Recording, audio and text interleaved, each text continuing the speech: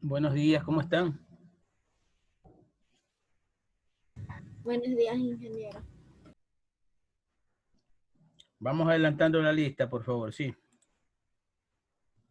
¿Quién está presente?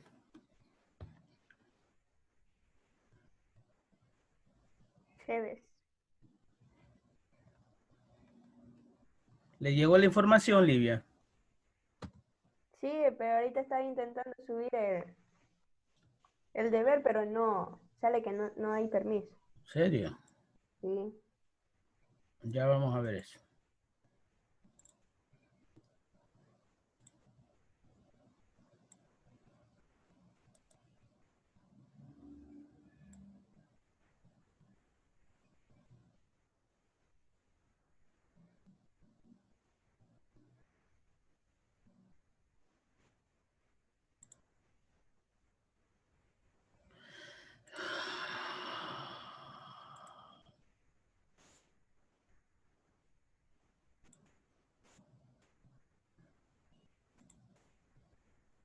¿Quién más está presente? Caicedo. Caicedo. ¿Quién más? Peña González. Buenos Ok. días. Buenos días. ¿Quién más? Yepes, ingeniero, buenos días. Buenos días, Eric. ¿Quién más por ahí? A ver acá. Tumbaco Pluas.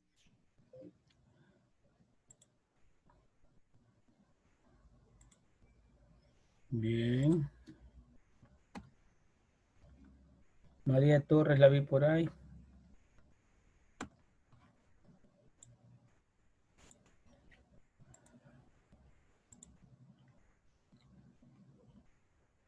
Ya, ¿quién más? Estamos con 8 participantes. 3, 6, 7. Falta uno más. Bueno, ¿cómo le fue con la tarea? ¿Qué tal se les hizo?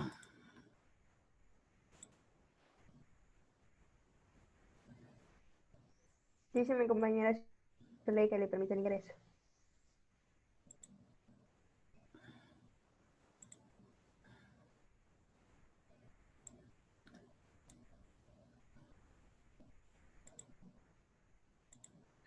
Ingeniero, buenos días. Buenos días. ¿Puede compartir otra vez el enlace? Porque yo solo lo envío por la plataforma.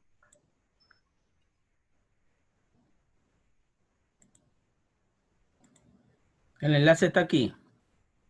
Tómale fotito ahí.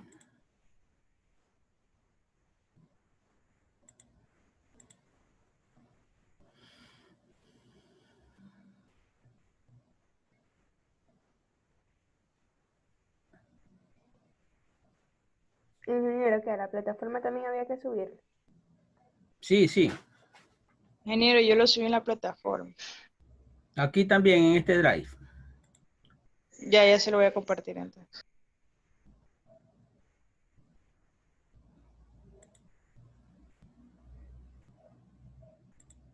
Vamos a ver quiénes han subido.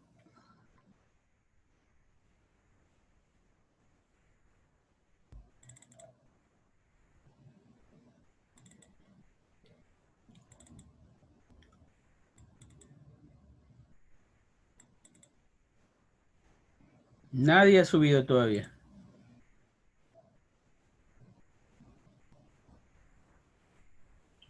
Es que no se puede subir, pues, ingeniero, sale que no tenemos permiso. Sí, ingeniero, Tiene yo ya permiso para tenía subir, hecho ya, ingeniero. sino que tampoco podía subir. Pero a Ya la les envío. plataforma sí dejó, a la plataforma de Ya Moodle. les envío invitación.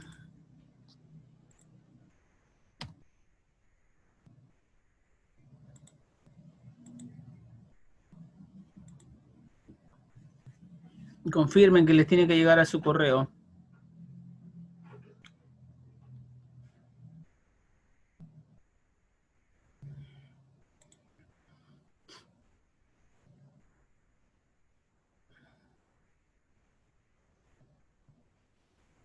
Listo, vamos a seguir con la lista entonces. ¿Quién más está presente por ahí? Torres Buenos días, Joaquín, ingeniero. soy Buen ingeniero. día. Avilés Cabrera. Almea Solaya. Uno a la vez, pues. A ver. Almea, Presente. Alvarado, Presente. Avilés, Presente. Bajaña, Cuello, Presente. Vallas, Bonilla, Presente. Bonilla. Presente. Ay, ya. Briones. Briones no está. Pérez. Tampoco. Pluas.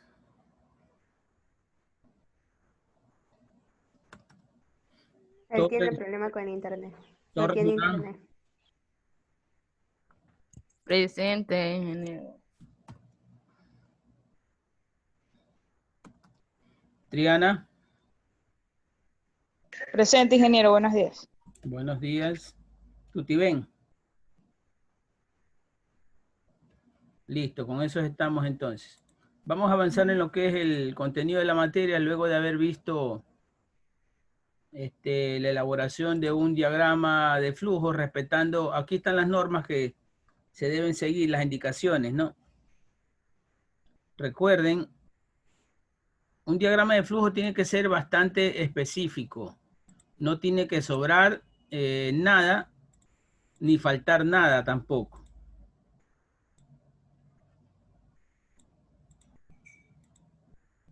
¿Ya? Los pasos tienen que ser los mínimos posibles, pero tampoco por eso no va a faltar información. ¿Ya? Como no es la especialidad de su carrera, vamos entonces a avanzar con esto, siempre y cuando que lo tengan claro el asunto de la toma de decisiones. De la toma de decisiones siempre salen dos alternativas y solo dos. ¿Ya? Contestación positiva o negativa a una pregunta planteada. ¿Ya? Se considera ideal un diagrama de flujo cuando usted tiene solo operaciones, como este modelo de aquí. Tiene inicio, operación, decisión, operación de nuevo, decisión, operación, operación, operación, operación, operación, decisión y fin. No hay demoras, no hay transporte, no hay nada en este proceso que lo pueda malograr o interrumpir. Ahora, de ahí a que esto se haga una realidad en la práctica, bueno, hay que ver, ¿no? Hay que ver el departamento de producción cómo lo aplica, si la ingeniería de sus máquinas les permite que lo planteado en el papel, el diagrama en el papel se plasme en la realidad, en la práctica. Bueno, el objetivo debe ser entonces llegar a eso, llegar a que se cumpla lo que está en el papel, lo planificado. ¿Ya? Vamos a... Almea, por favor, ayúdeme con la lectura.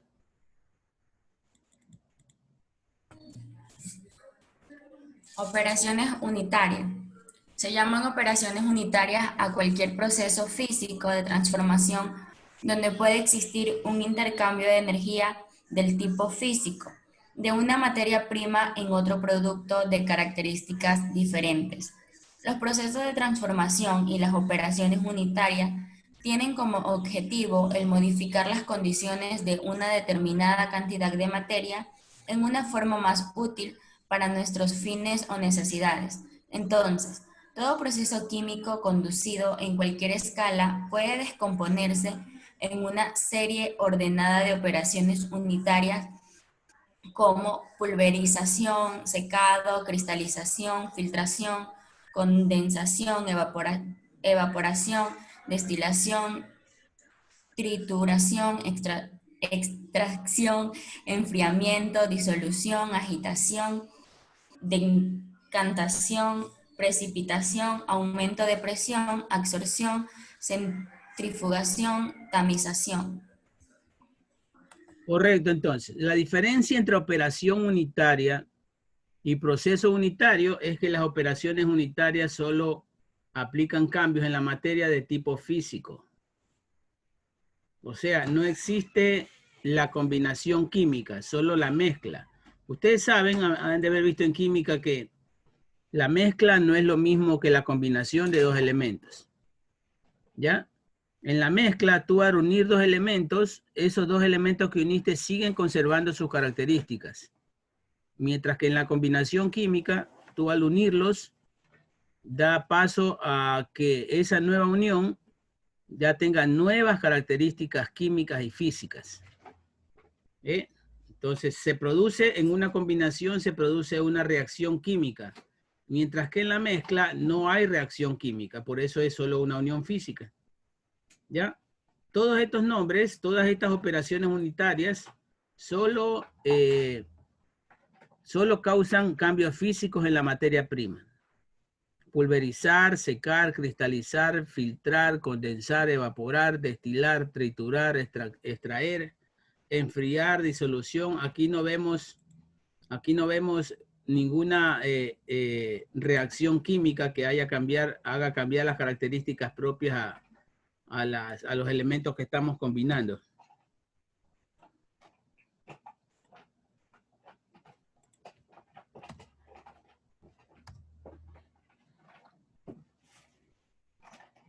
Buenas tardes, chicos. Vamos a empezar con la primera presentación. Es la introducción de operaciones unitarias. Lo primero que tenemos que establecer es que en cualquier tipo de industria, ya sea que tenga procesos químicos, físicos, biológicos, de alimentos, existen muchas semejanzas en cuanto a la forma en que los materiales de entrada o de alimentación se modifican o se procesan. ¿Esto qué quiere decir? Que pese a que hagamos un alimento, un fármaco, una pantalla, no sé, cualquier tipo de producto, vamos a tener ciertos procesos que van a ser similares, ¿sí? Todo esto con el fin de obtener una materia prima para la producción final o intermedia. ¿A qué me refiero con materia prima de producción final o intermedia? A lo siguiente. Aquí tenemos un diagramita en donde yo tengo la materia prima y nuestro producto intermedio sería esta fábrica en donde, por ejemplo, aquí procesan los árboles y sacan la madera.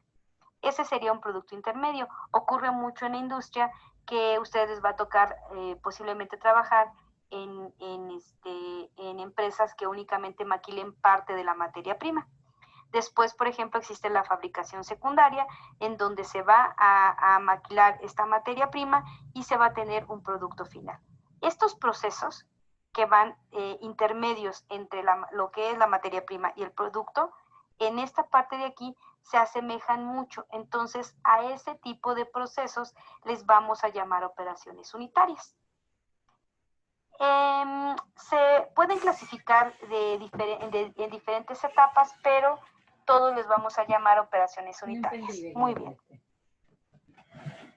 Estas operaciones unitarias son comunes en todos los tipos de industrias de procesos. Aquí voy a poner un ejemplo. Por ejemplo, en la destilación se utiliza para purificar o separar, por ejemplo, alcohol en la industria de las bebidas, también para separar hidrocarburos, para la industria del petróleo, para purificar agua. Aquí tenemos este diagrama que pueden ver aquí, en donde nosotros sometemos al calor una mezcla. En este caso es aquí agua salada y nosotros vamos gracias a la diferencia de puntos de fusión, nosotros vamos a separar, por ejemplo, aquí a 100 grados, tendríamos que hacerlo como a 98, vamos a separarlo y aquí se va a empezar a evaporar el agua, aquí va a empezar ya a estar en forma de gas, aquí se va a empezar a condensar, porque normalmente nosotros vamos a tener una entrada de agua fría en contrarreflujo y aquí se va a condensar el agua. No sé si les ha tocado ya entrar al laboratorio o hayan escuchado o vengan de alguna carrera técnica. en donde nosotros tenemos el agua destilada, que sería el primer proceso, bidestilada, ya esta agua pura la vuelven a pasar, y tridestilada sería la tercera vez. ¿Esto con qué fin? Con quitarle todas las sales y algunos compuestos que tenga el agua que impida que sea pura.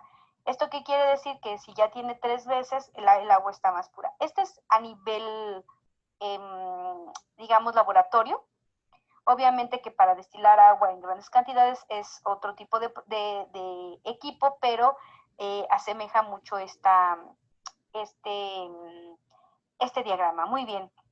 Bien, ¿qué ocurre aquí entonces? Estamos destilando agua, ¿no? El agua no está sufriendo cambios químicos, no lo estamos combinando con nada, no está reaccionando.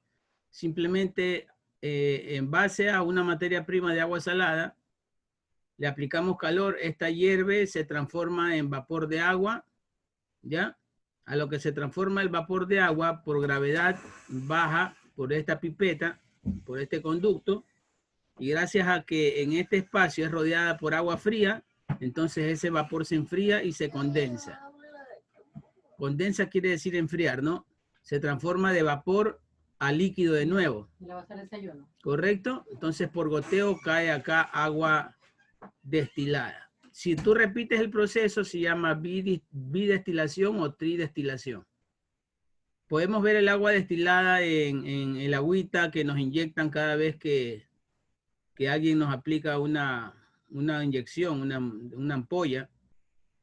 Ya, el polvito ese que viene en forma, la medicina que viene en forma de polvito para inyectar, eso es, se lo rebaja o se lo disuelve, se lo diluye en agua destilada, agua pura. ¿Correcto? En el caso, por ejemplo, de bebidas o de obtener alcohol, aquí se tiene la muestra. Se pone la muestra de alcohol, por ejemplo, un alcohol obtenido de caña, por así decirlo. Se va a tener aquí el alcohol. Obviamente que en alcohol no lo vamos a poner a 100 grados centígrados, como va a tener agua y algunos otros compuestos. Más o menos 60-65 grados lo vamos a controlar. Y entonces va a ser el mismo principio, y aquí vamos a obtener alcohol puro. Todo depende del proceso. Nosotros, lo importante en operaciones unitarias es de que posiblemente nos interese lo que se genere o lo que se queda, ¿vale? Tenemos aquí otro ejemplo de una operación unitaria que sería el secado de granos y otros alimentos que tienen consistencia similar. Y, por ejemplo, la estopa de rayón. La estopa de rayón es una fibra que se utiliza para crear telas, ¿vale? En esta operación, este es un diagrama que me encontré en internet que me gustó, en donde ponen aquí el producto, hacen pasar una corriente de aire fresco y seco, y entonces empiezan a secar el material. Hay en algunos casos, dependiendo de la materia prima, que se somete al calor directo, hay otras que no, todo va a variar. Este tipo de procesos obviamente los vamos a ver más adelante, pero sí necesitamos que ustedes entiendan que es una operación unitaria. Muy bien, dentro de las operaciones unitarias hay muchas clasificaciones. La que yo les presento es la que a mí me gusta más, porque encierra todas las operaciones unitarias, las separa. Ustedes pueden consultar cualquier libro, a lo mejor incluye más o incluye menos, pero esta es la clasificación que yo creo que es la más completa. Entonces, recapitulando, una operación unitaria es una serie de procesos que se utilizan en la industria y que tienen semejanza entre proceso y proceso, y esta sería una clasificación. La primera clasificación o el primer tipo de operación unitaria sería el flujo de fluidos, el cual estudia los principios que determinan el flujo y transporte de cualquier fluido de un punto a otro. ¿Esto qué quiere decir? Aquí ustedes pueden ver este dibujo, en donde nosotros tenemos unas tuberías que por el color yo podría anticipar que son para alimentos, porque parece ser que es de acero inoxidable. Aquí se pueden ver algunas válvulas. Nosotros esta operación unitaria la vamos a necesitar para saber qué sucede si yo transporto de este punto a este punto el fluido. Puede ser líquido, puede ser gas, de tal manera que nosotros, sabiendo la composición de dicho material, vamos a saber con qué velocidad se dirige, qué presión tiene, qué material es necesario para que no interactúe, qué tipo de válvula voy a utilizar y todo, porque obviamente nosotros de pasar un producto, vamos a suponer que fuera leche, en donde está saliendo aquí de un proceso de pasteurización y después va a ir al envasado, tiene que pasar por estas tuberías de tal manera que no se contamine, sea rápido y al menor costo, porque ustedes saben que la industria lo que interesa es el dinero. Otra de las operaciones unitarias es la transferencia de calor. En la transferencia de calor nos concierne a los principios que gobiernan la acumulación y transferencia de calor y de energía de un lugar a otro.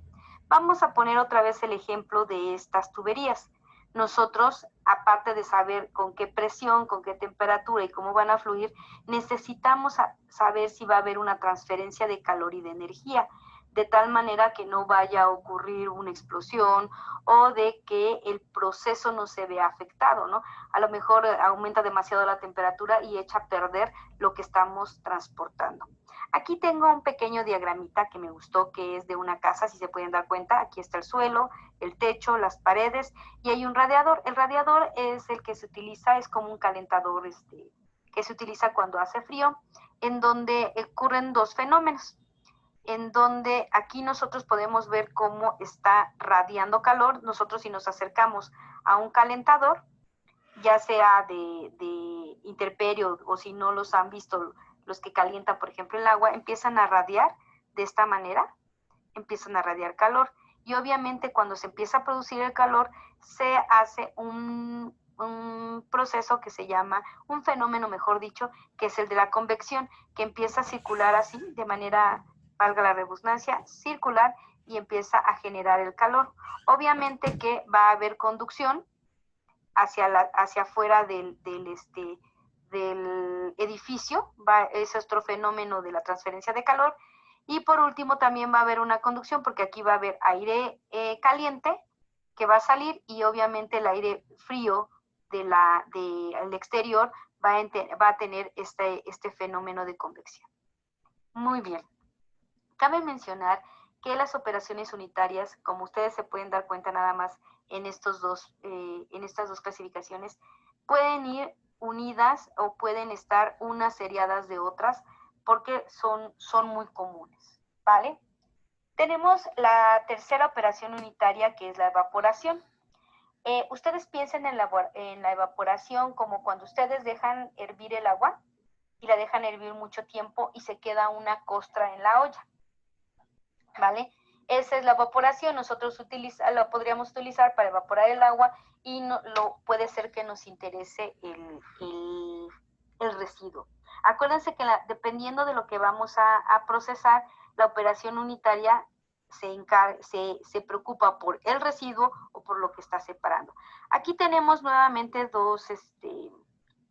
dos diagramas de ejemplo, en donde, por ejemplo, tenemos aquí un evaporador, en donde va a homogenizar en un segundo evaporador, un tanque que va a recobrar y al último pasa a un tanque de presión, otra vez un calor y empieza a secar. Normalmente este tipo de evaporadores, pues obviamente se utiliza sobre todo en este tipo en el tratamiento de semillas, de alimentos en general.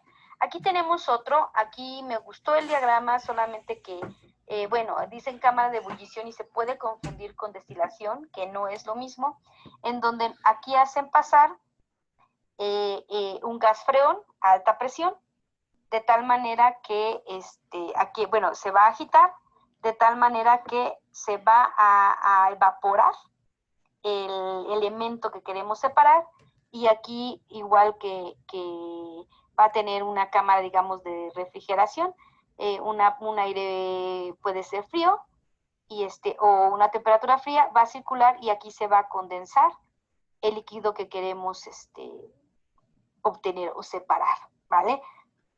Aquí va a depender mucho y esta materia es importantísima por esta razón.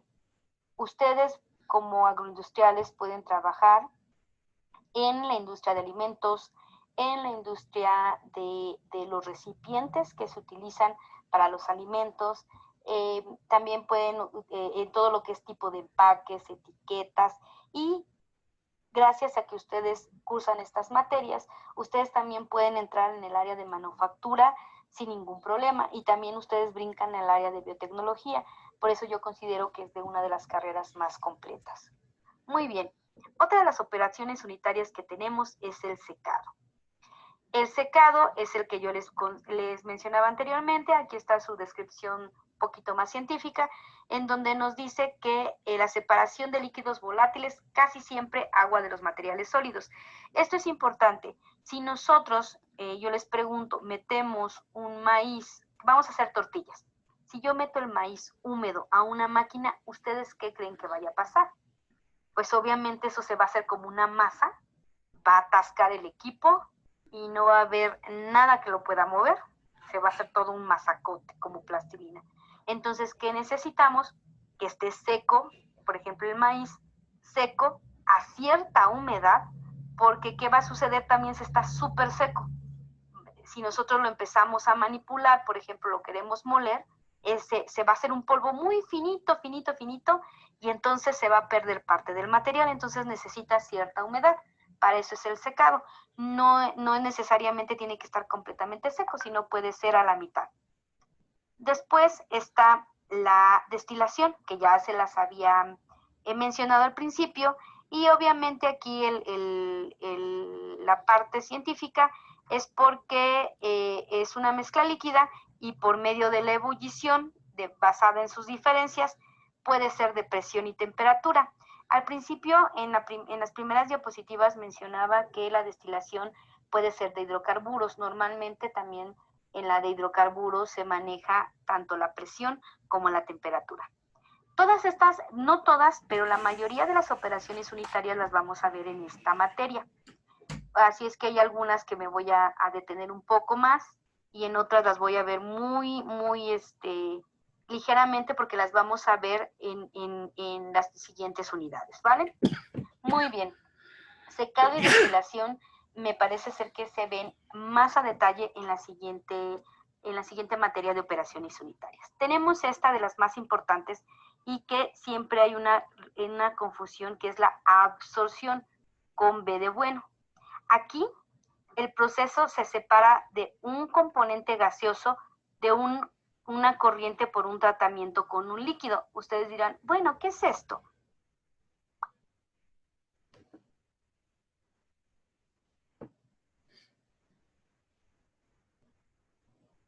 Nos quedamos, este es el segundo video, en absorción. Entonces, explicamos qué es la absorción con B. La absorción normalmente se usa para el lavado de gases. Así es. A veces tenemos gases contaminados o gases que tienen ciertas sustancias que queremos extraer, en donde tienen en su composición, tienen lo que nos interesa. ¿Qué va a suceder? Vamos a dejar entrar el gas por la parte de abajo y aquí les hago una pregunta. ¿Qué pasaría si yo meto el gas por la parte de arriba? Bueno, si yo meto en este dispositivo que está cerrado, lo meto por la parte de arriba, lo que va a hacer el gas es va a entrar, se va a estacionar nada más en este pedacito y se va a salir y no va a haber una superficie de contacto. Por eso normalmente nosotros los gases los metemos por la parte de abajo. Bueno, va a estar el gas con lo que queremos separar. Va a tener, aquí tiene dos lechitos, le llaman, tiene dos separaciones y aquí, si se pueden ver, aquí hay como unos hoyitos que son unas como especie de coladerita, en donde tiene una separación para que el gas obtenga una oposición y se distribuya en toda la columna. Va a pasar y por aquí vamos a ingresar un líquido lavador, se podría decir, un líquido lavador o un líquido en donde se va a absorber lo que queremos. Aquí, por ejemplo, nos los está diciendo, entrada de gas con todos los elementos. Por aquí arriba entra el líquido y obviamente en el lado 3 va a salir la salida de gas sin elementos. A mí me gusta mucho esta imagen porque no habla únicamente de lavado de gases de contaminación, sino simplemente de un lavado de gases. Y en esta de aquí ya sale el líquido en el número 4. Obviamente sale sin los elementos o puede salir ya con el contaminante, no lo sabemos. Y acuérdense que las operaciones unitarias puede ser que lo que nos interesa, si estamos, por ejemplo, descontaminando un aire, nos va a interesar que el aire salga limpio. Este va a ser mi interés. Pero ¿qué tal si es una mezcla de gases en donde nosotros queremos separar un gas que nos interese y lo lavamos y se absorba? Entonces aquí va a salir ya absorbido y es el que nos va a interesar, ¿ok? Seguimos con la siguiente diapositiva. Ahí no quiere. La siguiente diapositiva. Muy bien. La separación de membrana. Este tema lo vamos a ver en una unidad, pero sí es importante que lo vayan conociendo de una vez. ¿Qué es lo que va a suceder? Nosotros vamos a tener una mezcla, la cual la vamos a hacer pasar a través de una membrana. Esta membrana debe de tener una condición, debe de medio dejar pasar lo que sea. A esto se le llama, a esta palabra se le llama semipermeable, y lo que debe de existir es una presión. Si nosotros, por ejemplo, aquí tengo el ejemplo de una membranita, en donde se puede ver aquí, es como de caricatura, que tiene sus orificios por donde va a pasar el líquido o gas, lo vamos a tener aquí. Esta membrana debe de ser semipermeable. Si no es permeable y está totalmente cerrada, pues no va a dejar pasar. Si sus orificios son demasiado grandes, pues va a dejar pasar todo lo que queramos. Este esquema me gusta porque pues ejemplifica perfectamente cuando nosotros purificamos agua. Ya lo vamos a ver más adelante, que de acuerdo al tipo de membrana y al tipo de poro, pues se realizan distintas filtraciones. Aquí lo que necesitamos principalmente es tener una membrana semipermeable y una presión. Sin presión no va a pasar nada. Si nosotros ponemos el agua por aquí y no le metemos presión, pues nada más se va a quedar aquí muy contenta y no va a pasar nada. Necesita forzosamente una presión. Aquí podemos ver, por ejemplo, que ejemplifican bacterias, sodio, calcio, cloro, algunos iones y cationes. Bueno, un ion y un catión, bueno, unos elementos van a impactarse aquí y se van a quedar en la membrana, y únicamente va a pasar el agua purificada. Afortunadamente este tipo de procesos pues no nada más retienen compuestos químicos, sino también algunas bacterias, y dependiendo del poro y de la presión. Pero eso lo vamos a ver más adelante, ¿vale? Nos seguimos con la operación unitaria de extracción líquido. En esta me atreví a poner esta imagen en donde tenemos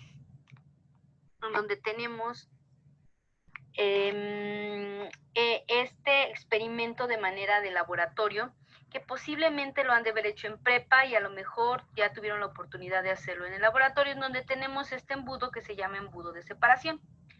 Normalmente lo que vamos a hacer es de que nosotros tenemos aquí una mezcla, le vamos a agregar un solvente, lo vamos a agitar y entonces después vamos a separar. Digamos, el solvente va a atrapar ciertos componentes que queramos y los va a dejar pasar. Perdón, va a separar el líquido y entonces los vamos a poder separar el solvente del otro compuesto. Aquí normalmente quiero que visualicen, por ejemplo, cuando es una mezcla de agua con aceite, ¿sí se acuerdan? En donde se queda el aceite arriba por la diferencia de densidades. Entonces más o menos así es el principio. Aquí, por ejemplo, normalmente se le agrega un líquido más pesado, ligero, y entonces, por ejemplo, puede ser acetona, benceno, hexano, lo que sea, se va a extraer, y entonces el líquido sobrenadante puede ser, obviamente, aquí nos puede interesar lo que se quede en el embudo, porque aquí lo van sacando, se va a ir saliendo, y aquí nada más nos va a quedar la partecita azul. Aquí tengo una columna empacada de extracción líquido-líquido, en donde aquí nos dice que aquí hay una separación, va a entrar el líquido ligero, va a entrar el líquido pesado, se van a mezclar, lo va a extraer y después lo va a sacar. No sé, no recuerdo si ustedes ya llevaron, porque han cambiado los planes de estudio, no sé si ya llevaron una materia en donde se ve extracción de grasas y de alimentos y todo eso. Es muy común este tipo de proceso. Bueno, nos seguimos con la siguiente operación unitaria, que es la absorción. Las puse por separado, si se dieron cuenta, porque luego me confunden absorción con B, y esta es absorción con D, ¿vale? Aquí, ¿se acuerdan que en el otro, el primerito de este video, era extraer de un gas a través de un líquido? En este lugar, en este proceso, es extraer con un sólido, ¿vale? La otra era el líquido, el que extraía. En este es un sólido el que extrae. Aquí tenemos que también se utiliza para contaminantes gaseosos o de aire, en donde nosotros, aquí va a entrar el aire contaminante, va a entrar, estas son las dos del mismo material absorbente, que pueden ser estos compuestos: alumina activada, sílice, zeolitas, carbón activado. Aquí a lo mejor no conoce ninguno de estos productos, ¿vale? Entonces, ya les voy a dejar ahí por ahí un pequeño cuestionarito para que ustedes investiguen. Las zeolitas son unas pequeñas perlitas que tienen capacidad de absorber cationes, a veces algunos aniones, algunas bacterias, son muy completas. Y aquí se encuentra el carbón activado, que es el que podemos usar de referencia. No sé si han visto, por ejemplo, en las peceras, que utilizan unos filtritos, en donde una parte tienen algodón y otra parte tienen carbón activado. Hacen pasar el agua por ahí y ahí se va quedando todo lo sucio de la pecera. También hay filtros de carbón activado para agua, para beber. Aquí normalmente todos estos son sólidos, todos van a estar aquí sólidos, los van a rellenar, va a ser una columnita, se van a rellenar, van a hacer pasar el aire y lo va a ir atrapando hasta dejar el aire limpio, ¿vale? Muy bien. Tenemos otra de las operaciones unitarias, una de las más complejas y una de las, yo creo, más contaminantes, que es la lixiviación líquido-sólido. Esta lixiviación me parece ser que la ven en la siguiente materia, por eso la vamos a ver de manera general. Aquí va a consistir en el tratamiento de un sólido molido con un líquido que disuelve y extrae un soluto contenido en un sólido. Ustedes van a decir, ah, caray, ¿cómo es esto? Muy bien. Nosotros, por ejemplo, aquí no está todo el proceso, pero vamos a suponer que de aquí, del subsuelo, saquemos, en este caso, sea oro, ¿no? Y no lo vamos a sacar puro, lo vamos a sacar con mezclas de piedras y algunas otras cosas. Se van a sacar, se van a ir a un tanque, primero se van a moler, se van a hacer más pequeñitos, se van a ir a un tanque y les van a agregar ácido. Entonces se le va a agregar ácido y se va a volver a hacer ese proceso. Una vez se va a limpiar, se va a limpiar, se va a limpiar, y dependiendo del metal y del material nos va a interesar el líquido o nos va a interesar el sólido. Aquí en esta, si se pueden ver, si pueden darse cuenta, es una minera, perdón, en donde hay suelo, arena, grava y arcilla. Estas son, digamos, el edafos, es los horizontes del suelo. Entonces, es como si partieran a la mitad la minera, en donde aquí tenemos el suelo, arena de arcilla y grava, arcilla superior, y aquí viene el depósito de uranio. Aquí lo están poniendo y aquí es arcilla. Así normalmente, digo, no en todas las minas está así, normalmente está dispuesto así, está muy, muy por debajo del subsuelo, están en minas, por aquí lo van extrayendo, lo extraen, lo acumulan, le dan un pequeño proceso y después lo van a dejar al tanque de precipitación. Aquí le van a agregar ácido sulfúrico, no necesariamente tiene que ser ácido sulfúrico, pero sí un ácido fuerte, puede ser ácido sulfúrico, ácido nítrico, clorhídrico, dependiendo, ¿saben qué?, de lo que van a sacar. Lo van a agregar y entonces se va a empezar a separar y entonces vamos a obtener el uranio ya limpio. Aquí desgraciadamente es un proceso muy contaminante, porque puede ser que el proceso de lixiviación, que es como un pequeño lavado de un líquido a un sólido, se va haciendo 2, 3, 4 veces. Entonces imagínense la cantidad de ácido sulfúrico que se va retirando, ¿no? Que se va desperdiciando y que se va pues vertiendo directamente a los ríos, a los mantos freáticos. Realmente las mineras son de las más contaminantes. Tenemos la operación unitaria de la cristalización.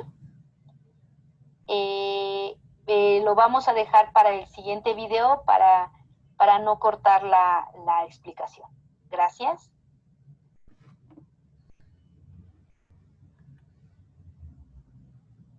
Nos quedamos, este es el segundo. Bien, ahí estuvo la aclaración de algunas, apenas 7, 8 operaciones unitarias. Vimos el secado, vimos pulverización, vimos lo que es decantación, precipitación, absorción, condensación, destilación. Y bueno, todos esos son procesos industriales por los que la materia prima pasa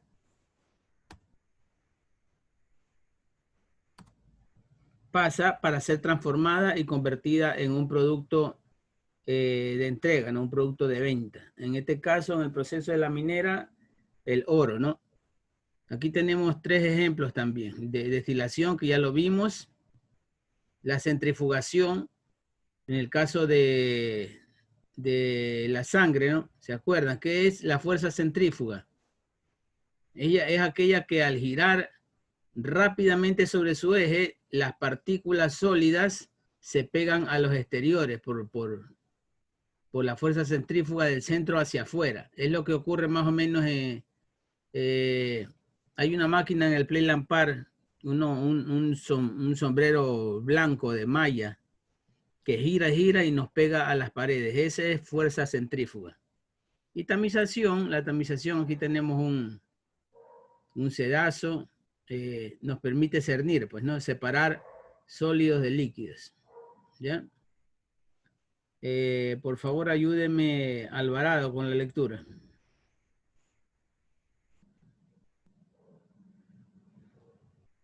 Alvarado. Diga. Ayúdeme, por favor. El número de estas operaciones no es muy amplio y generalmente solo algunas de ellas intervienen en un proceso determinado. Los cambios mencionados son los únicos cambios posibles que un cuerpo puede experimentar. Un cuerpo está absolutamente definido cuando están especificadas la cantidad de masa y su composición, la energía total, cualquiera que sea el tipo de energía de que el cuerpo esté dotado, los componentes de dirección y movimiento de que está animado. Lo descrito está basado experimentalmente y soportado matemáticamente por las leyes de la conservación, ley de la conservación de la materia y ley de la conservación de la energía. Correcto. Vamos a ver, seguramente ya lo han visto en física, pero vamos a ver las leyes de conservación de materia y de conservación de energía. Si es necesaria una explicación, después del video las vamos a hacer también.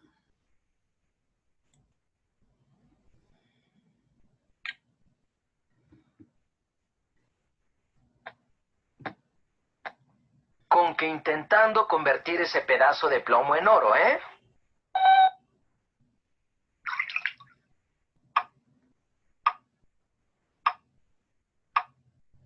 Oye, ¿no es colorante para comida? Queridos Timimobi, ¿qué es la ley de la conservación de la masa? ¿Y qué pasa si la rompo? Los amo, Rosa María. Gracias. De hecho, no se puede romper la ley de la conservación de la masa o ley de la conservación de la materia. No es ese tipo de ley. En la ciencia, una ley es una generalización acerca de cómo funciona el universo físico. La ley de la conservación de la masa básicamente dice que las sustancias no se crean ni se destruyen, solo se transforman. O en el lenguaje de la química, la masa de los reactivos en una reacción química es siempre igual a la masa de los productos. Me gusta la idea. Vamos a ver algunos de estos conceptos. Primero, la masa es la cantidad de materia que tiene una sustancia. Esta permanece constante, sin importar el lugar donde te encuentres, a diferencia del peso, que cambia dependiendo del valor de la gravedad. Por lo tanto, puedes pesar diferente, digamos, en la Tierra y en la Luna, pero tu masa siempre será la misma. ¿Vamos bien? Perfecto. Ahora vamos al siguiente concepto. Una reacción química es cuando dos o más moléculas interactúan para formar diferentes moléculas. Por ejemplo, el hidrógeno y el oxígeno reaccionan para formar monóxido de dihidrógeno o agua. En esta reacción, el hidrógeno y el oxígeno son los reactivos, las sustancias que se encuentran al inicio de la reacción química. Y el agua es el producto, o la sustancia que se encuentra al final de la reacción. La ley de la conservación de la masa dice que la masa de los reactivos debe ser igual a la masa de los productos. Bueno, ya sé que parece un poco obvio. Las cosas no pueden solamente desaparecer o aparecer de la nada. Y antes de que la ley se escribiera, la gente la había propuesto siglos atrás. Probablemente la primera persona en proponer la ley de manera científica fue Mikhail Lomonosov en Rusia, alrededor de 1748. Pero su trabajo no fue conocido fuera de Rusia hasta mucho después. En la década de 1780, un científico francés llamado Antoine Lavoisier describió con mayor precisión cómo funciona la ley, así que generalmente se le conoce como el descubridor. Sí, esta ley es muy útil. Si solo conoces una parte de la masa de los químicos en una reacción, puedes usar la ley de la conservación de la materia para deducir el resto. Digamos que tienes 4 gramos de hidrógeno y 32 gramos de oxígeno. Sumando las masas de los reactivos, puedes darte cuenta de que la masa del producto es de 36 gramos de agua. También puedes hacer la misma operación al revés. Por ejemplo, el óxido de potasio combinado con agua forma el hidróxido de potasio. Digamos que tienes 18 gramos de agua. ¿Cuánto óxido de potasio necesitas para obtener 112 gramos de hidróxido de potasio? Correcto. Necesitas 94 gramos de óxido de potasio. Exacto. No utilizaste suficiente colorante. Necesitas 250 gramos de colorante azul para convertir el plomo en oro. Ajá, caíste. Era broma.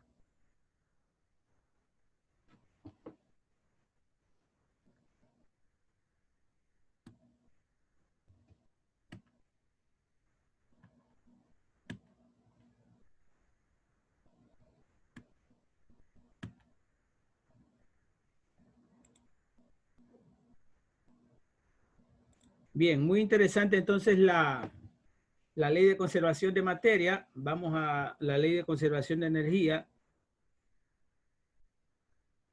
van casi siempre de la mano.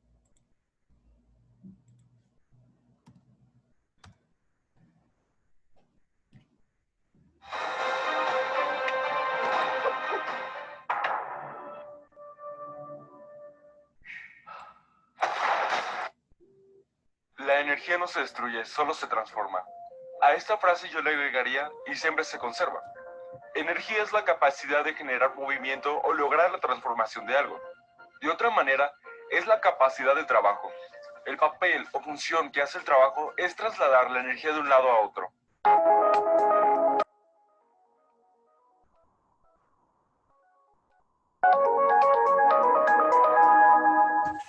La energía tiene varias manifestaciones, como energía lumínica, cinética, potencial, química, térmica, mecánica, hidráulica, entre muchas otras.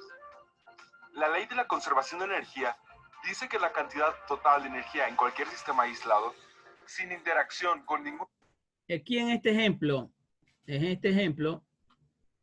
se dan cuenta cómo la energía es traspasada por contacto de la primera a la última bolita y subsecuentemente, ¿cierto? ¿Ya? Las bolitas, al estar en estado estático, tienen energía potencial, ¿cierto? La energía potencial va de la mano con la masa de cada cuerpo.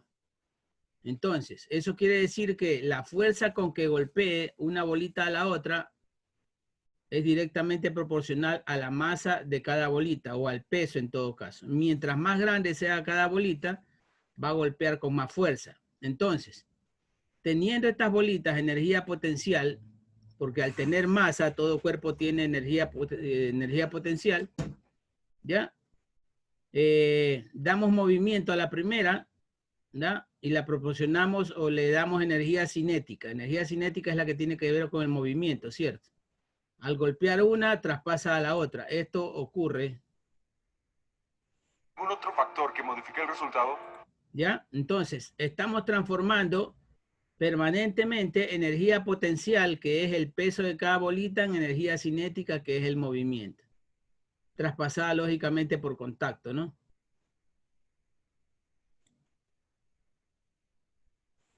Permanece sin cambios. Aunque esto no impide que dicha... Otro ejemplo típico es lo que se produce millones de veces en el mundo. El combustible fósil que quemamos nosotros en nuestros vehículos, ¿ya? El combustible es un líquido, ¿cierto? Bueno, a veces es gas también.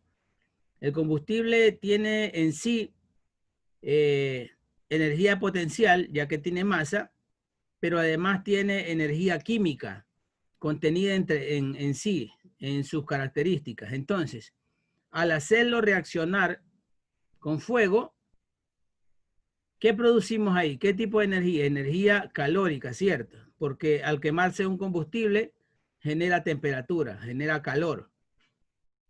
¿Ya? Entonces, todo cuerpo que tiene materia tiene energía. ¿Ya? Por eso estas dos leyes están tan juntas y se las aplica casi siempre de manera unida en la física. Energía pueda transformarse en otra. Cada vez que aparece un nuevo tipo de energía en un sistema, otro tipo desaparece. De esta forma siempre existirá la misma cantidad de energía en ese sistema.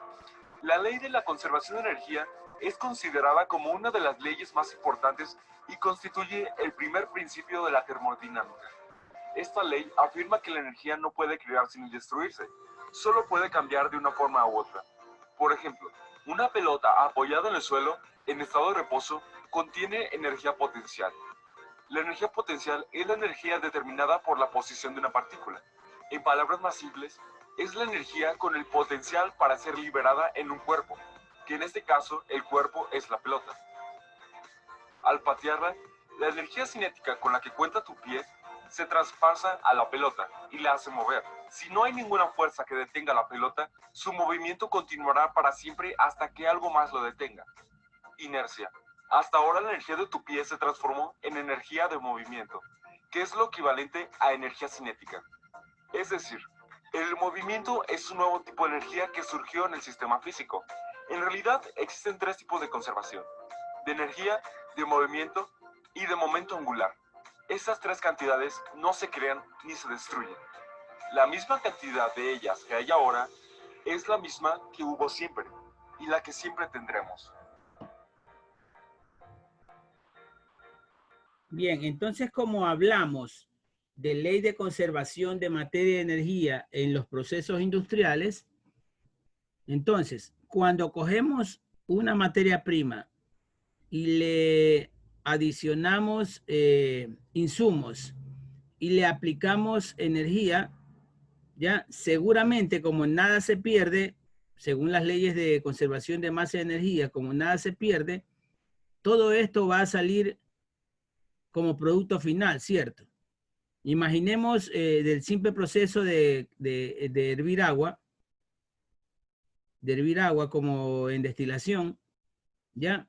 Esta, supongamos que hervimos 1 litro de agua, esta se evapora, ¿cierto? Se evapora. Si no la alcanzamos a destilar, este vapor, ¿dónde va a parar?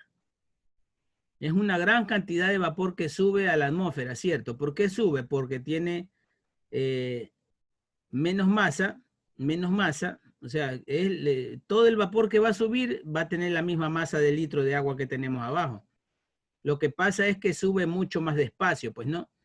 Y al subir menos masa a la vez, por ser más liviano el vapor que el líquido, va a subir a la atmósfera, ya, por pesar menos, lógicamente, y en la atmósfera se va a encontrar con una temperatura inferior, la cual la va a condensar, la va a enfriar y la va a transformar en pequeñas gotitas de rocío, las cuales al unirse, ¿no?, en la parte superior del cielo, se transforma en nubes, ¿ya? Entonces, ¿cuántas nubes formará este litro de agua? Bueno, hay que calcularlo físicamente, ¿no? Es algo que también se puede calcular. Pero esta agua no se ha perdido para nada, no se pierde nada. La que no se transforma en nube, el agua que hervimos y que no se transforma en nube, se queda flotando en el aire como pequeñas partículas a la cual le llamamos humedad del aire. ¿Ya?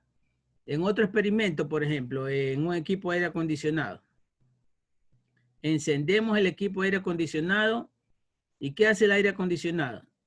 Extraer aire de afuera, ¿cierto? De afuera de la habitación, enfriarlo, ¿ya? Al enfriarlo, lógicamente, el líquido que tiene ese aire, porque es aire húmedo, el líquido que tiene ese aire se va a condensar, ¿cierto? ¿Ya? A la habitación va a entrar un aire mucho más seco, la humedad se va a quedar en el equipo y es el goteo que produce el aire acondicionado al operar. Todo eso es por condensación. Vamos a ver acá.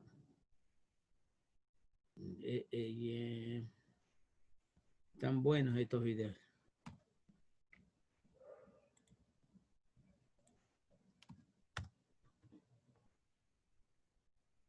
Rexona Clinical Expert en aerosol, en situaciones de esfuerzo extremo, libre de sudor y mal olor. Hola, bienvenidos a este video tutorial de la materia de física. En el tema de hoy veremos lo que es principio de conservación de la energía. Seguramente has observado lo siguiente. Primer ejemplo, una lámpara en la cual la energía eléctrica que fluye a través de su cable se transforma a su vez en energía luminosa, permitiéndonos alumbrar durante la noche. O el ejemplo donde vemos los molinos de energía guiada por el viento, donde esta energía se le llama energía eólica y a su vez al movimiento se transforma en energía eléctrica que nos permite alumbrar las ciudades. El ejemplo más claro, más común, es que el combustible que necesita un auto es necesario para poder transformar en el motor ese combustible en una energía de movimiento, llamada energía mecánica. Todos estos ejemplos son básicos para entender el principio de la conservación de la energía. Nuestro principio de conservación dice lo siguiente: indica que la energía no se crea ni se destruye, solo se transforma de unas formas en otras. En estas transformaciones, la energía total permanece constante, es decir, la energía total es la misma antes y después de cada transformación. De este principio podremos concluir lo siguiente: Podríamos concluir que todos los tipos de energía, sea energía eólica, energía eléctrica, energía mecánica, calorífica, química, nuclear, luminosa o energía solar, por mencionar algunos, se pueden transformar de unas a otras sin necesidad de perder una cantidad de energía básica. Entonces, esto quiere decir que la energía puede transformarse de una a otra sin perder nada de energía en ese proceso. Únicamente se está transformando de una naturaleza hacia otra.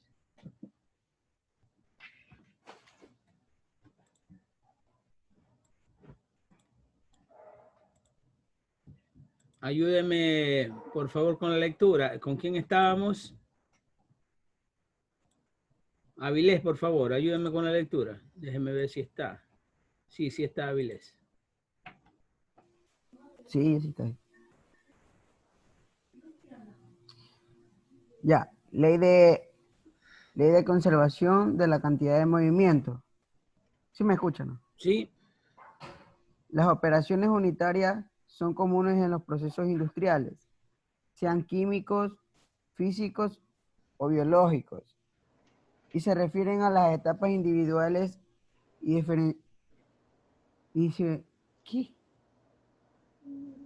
diferenciables entre sí, en que pueden ser divididos tales procesos. Las operaciones unitarias se clasifican de acuerdo a la cantidad de masa, energía o movimiento que se transfieran en la operación. Aquí tenemos una clasificación de los tipos de operaciones unitarias. Son básicamente 6, ¿ya? Por transferencia de masa, por transferencia de calor, por transferencia de calor y masa al mismo tiempo, por transporte de fluidos, esto ya lo vimos en el video, por separación y operaciones físicas complementarias. Sigamos con la lectura. Procesos industriales. En la industria, un proceso de fabricación o industrial es el conjunto de operaciones necesarias para modificar las características de las materias primas. Por lo general, la obtención de ciertos productos se necesitan múltiples operaciones individuales. La diferencia que existe entre un proceso y una operación unitaria es que el proceso unitario es donde se presentan los fenómenos físicos y en algunos casos químicos. En cambio, las operaciones unitarias son cambios fundamentalmente físicos. Ojo con esto, mucha atención. Entonces, en un proceso industrial intervienen cambios físicos y químicos, ¿ya? Aquí dice fenómenos físicos y en algunos casos químicos, mientras que en una operación unitaria solo ocurren cambios físicos. Correcto. Aquí nos saltamos un video acerca de la conservación de la cantidad de movimiento. Perdonen que les haya hecho perder el hilo. Déjenme ver, porque tantos videos que se descargan.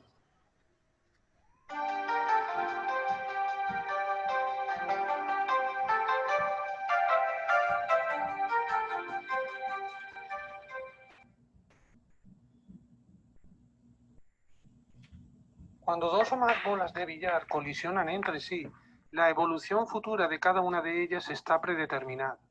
Hay una ley profunda en la naturaleza que nos permite ser adivinos jugando al billar. El momento lineal de una partícula es una medida de la cantidad de inercia asociada a la velocidad que lleva. La ley fundamental de la dinámica puede enunciarse de una manera más general utilizando esta nueva magnitud. Esta fuerza posibilita que, además de la velocidad, la masa pueda variar en la dinámica del sistema, lo que no permite el enunciado comúnmente usado en el que la fuerza es igual a la masa por la aceleración. Este enunciado es válido solo si la masa es constante, por tanto no serviría para calcular la aceleración de un cohete que conforme va despegando pierde masa al quemar combustible. El principio de conservación del momento lineal surge de manera natural de la ley fundamental de la dinámica cuando hacemos F igual a 0. En ausencia de fuerza externa neta, el momento lineal total se conserva. El principio de acción y de reacción que involucra a dos cuerpos que interaccionan mutuamente sin considerar fuerzas externas al sistema es otra manera de enunciar la conservación del momento lineal. Las fuerzas de acción y de reacción son iguales y opuestas si los cuerpos intercambian una cierta cantidad de momento lineal que haga que el momento total sea el mismo antes y después de la interacción. Volvamos a la colisión que tiene lugar entre dos bolas de billar. Si conocemos el momento lineal de las dos bolas antes del impacto y el de una de ellas después del mismo, podemos determinar con qué velocidad y en qué dirección se moverá la otra.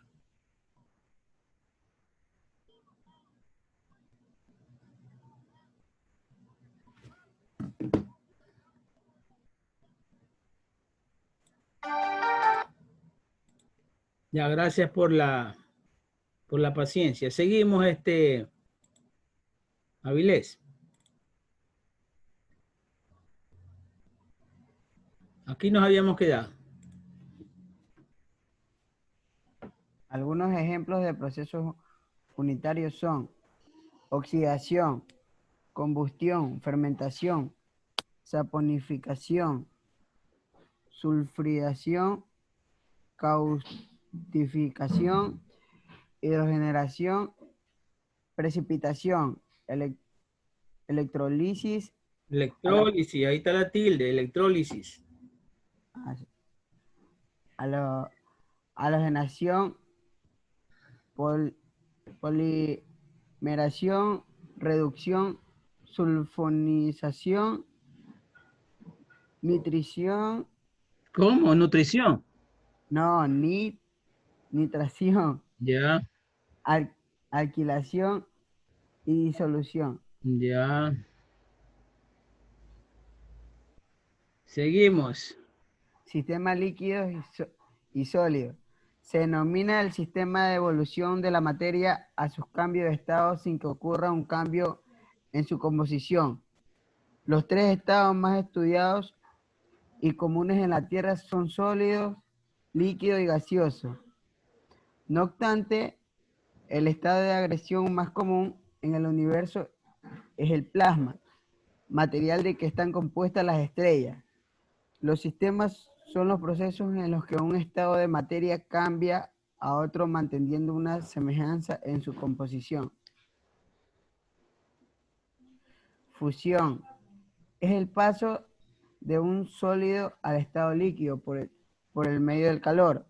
Durante este proceso endotérmico, proceso que absorbe energía para llevarse a cabo este cambio, hay un punto en que la temperatura permanece constante.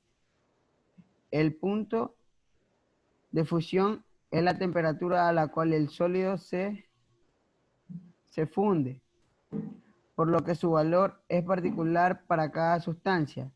Dichas moléculas se moverán en una forma independiente, transformándose en un líquido. Un ejemplo podría ser el hielo derritiéndose, pues pasa a estado sólido a líquido. Ya, vamos con otra persona. Vamos con Bajaña Cuello, por favor. Yulexi. Dígame. Ayúdenme con la lectura. ¿Se le pasó la gripe? No, yo no estaba con gripe. Ah, bueno. Ayúdenme, por favor. Solidificación. Es el paso de un líquido a sólido por medio del enfriamiento. El proceso es exotérmico. El punto de solidificación o de congelación es la temperatura a la cual el líquido se solidifica y permanece constante durante el cambio. Vaporización y ebullición son los procesos físicos en los que un líquido pasa a estado gaseoso.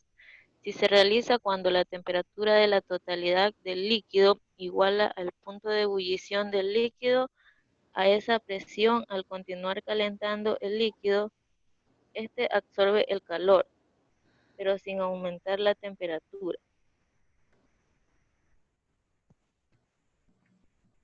Condensación. Se denomina condensación al cambio de estado de la materia que se pasa de forma gaseosa a forma líquida. Es el proceso inverso a la vaporización. Sublimación.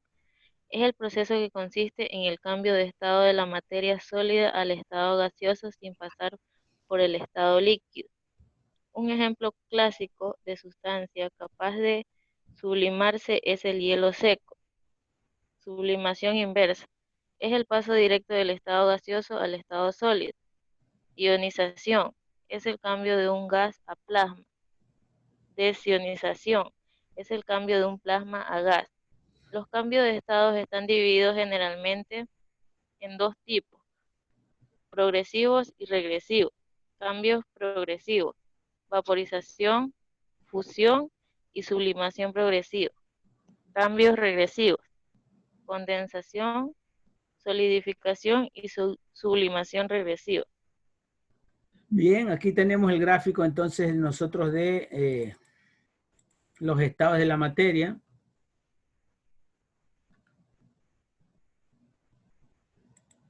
Tenemos que el cambio de sólido a gas se llama sublimación y a la inversa, de gas a sólido, cristalización o sublimación inversa.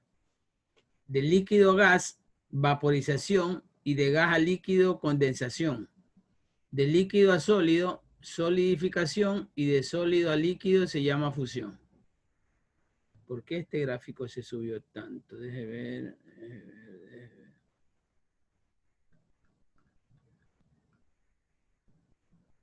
Ya. Hay que bajarlo un poco. Bien, hemos terminado entonces la unidad 1. No se olviden subirme las tareas. Ya les llegó el correo de confirmación de la invitación al link. Sí, ingeniero, sí llegó, pero aún no se puede subir. Ajá, igual. ¿Qué está pasando? Sí, ingeniero, no se puede subir. No se puede subir las tareas, ingeniero. En la otra plataforma sí están.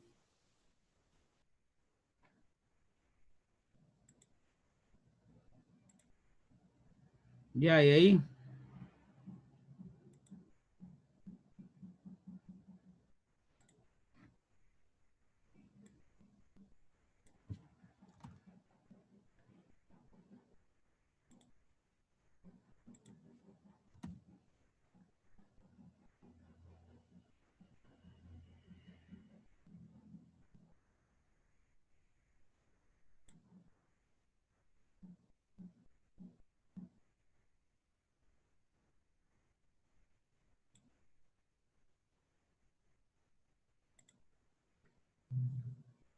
Comenzaremos entonces con la unidad 2 en la próxima clase.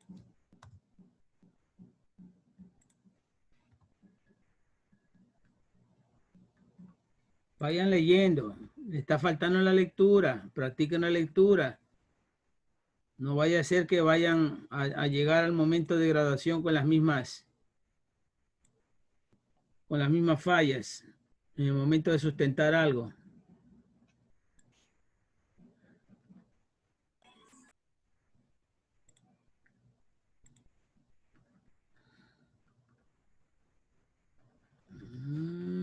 A ver cómo estamos aquí. Sí, protecciones emocionales.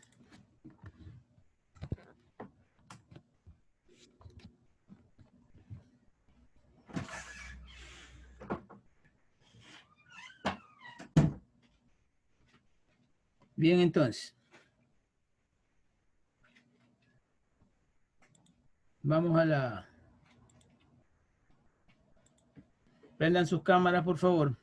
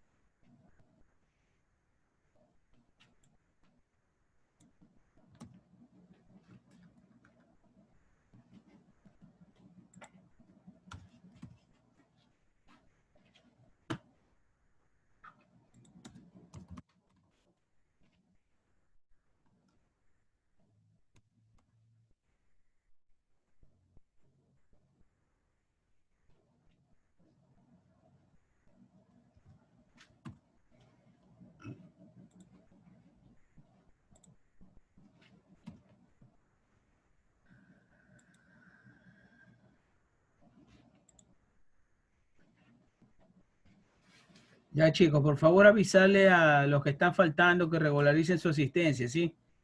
Aquellos que tengan que faltar por fuerza mayor, que justifiquen ante coordinación, y coordinación a nosotros nos informa para cualquiera de esos trámites. De aquí los veo el día martes. Ahí se va a enviar un trabajo de investigación en grupo.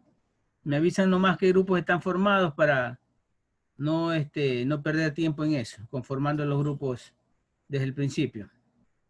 ¿De cuántos integrantes, ingeniero? Vamos a ver, vamos a hacer 4 grupos de... 4. Pero nos sobrarían 2. 4 grupos, entre 4 y 5, depende de la extensión de los temas.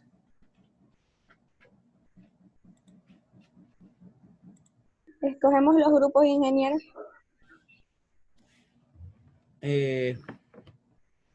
Ya, está bien. Formen entonces dos grupos de 4 y 2 grupos de 5. Bueno, el mío es de 5. Ya, pues ustedes se conocen cómo trabajan mejor.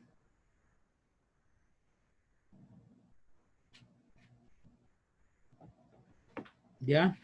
Entonces nos vemos el martes. No se olviden de subir las tareas. Ya les pasé el link de nuevo.